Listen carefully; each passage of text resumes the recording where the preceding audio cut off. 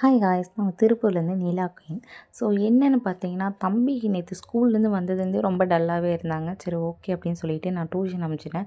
Tuition போயிட்ட பிறகு ரொம்ப காது வலிக்குதுன்னு ரொம்ப அழுந்திருக்கான். உடனே அவங்க மேம் எனக்கு கால் பண்ணி இன்ஃபார்ம் பண்ணாங்க.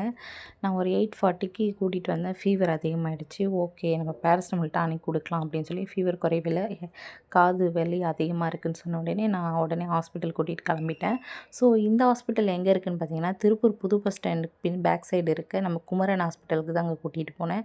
ஸோ கூட்டிகிட்டு போனால் அந்த டாக்டர் கிட்ட செக் பண்ணி பார்த்துட்டு என்ன சொன்னாங்கன்னா, பட்டாசு அதிகமாக வெடிச்சதுனால மட்டுமே காது பெயின் அவனுக்கு வந்திருக்கு.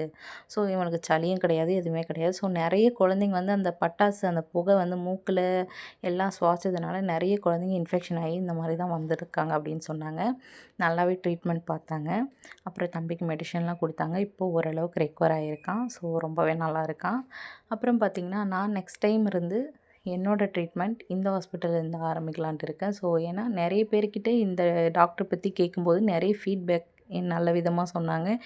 ரொம்பவே பிடிச்சிருந்தது. ஸோ எல்லாருமே பெனிஃபிட் தான், அந்த ஹாஸ்பிட்டல் போனால் ஒரு நல்ல ஒரு பெனிஃபிட் தான் அப்படின்ட்டு சொல்லிகிட்டு இருந்தாங்க. ஸோ அதுக்காக அந்த ஹாஸ்பிட்டல் வந்து நாங்கள் போகலான்ட்டு இருக்கேன். ஸோ என்னோடய நெக்ஸ்ட் ட்ரீட்மெண்ட் இந்த திருப்பூர்லேருந்து குமரன் ஹாஸ்பிட்டலில் தான் ஆரம்பிக்க போகுது. ஸோ மறக்காமல் உங்களை யாருக்காச்சும் ட்ரீட்மெண்ட் எல்லா விதமான ட்ரீட்மெண்ட்டும் அங்கே பண்ணுறாங்க. ஸோ மறக்காமல் வந்து விசிட் பண்ணி பாருங்கள்.